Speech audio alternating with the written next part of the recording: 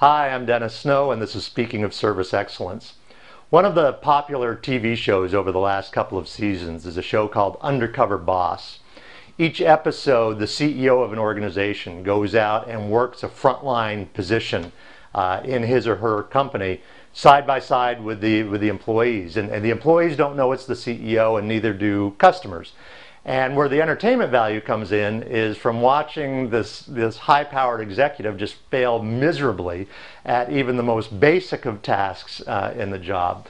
And recently, the CEO of Choice Hotels went undercover as a trainee housekeeper in one of the hotels that he was CEO over.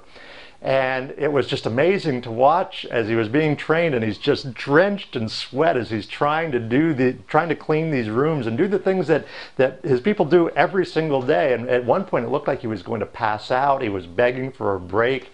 There was one scene where he was wiping down the amenities tray in the bathroom of a room, wiping it down, and his trainee comes over and says, "Now I'm going to take that cloth away from you because that's the same one that you just used to clean the toilet. And that's not a good thing." And so there were all kinds of things like this. And at the end of the episode, of each episode, the CEO usually says something like, "I just had no idea how hard these jobs were and what we're asking our people to do." And I think that's the business point for all of us, is that oftentimes we're in our ivory tower and we make these decisions that just wreak havoc on the people, our people that are out there doing the real job of the organization. And sometimes we'll make a decision that's unpopular with our people, and we'll say, "Well, see, our people, they just don't get the big picture though." And oftentimes it's the executive who doesn't get the big picture. One of the programs they had when I was at Disney World was twice a year, anybody in a management position went out and worked a frontline position, a shift out on the front line, and it could be sweeping the streets or bussing tables in a restaurant, serving ice cream cones, whatever it may be. We got in costume and went out and did the job for a shift. And it just was, again, amazing how hard it was, and brought you right back to how challenging those positions are.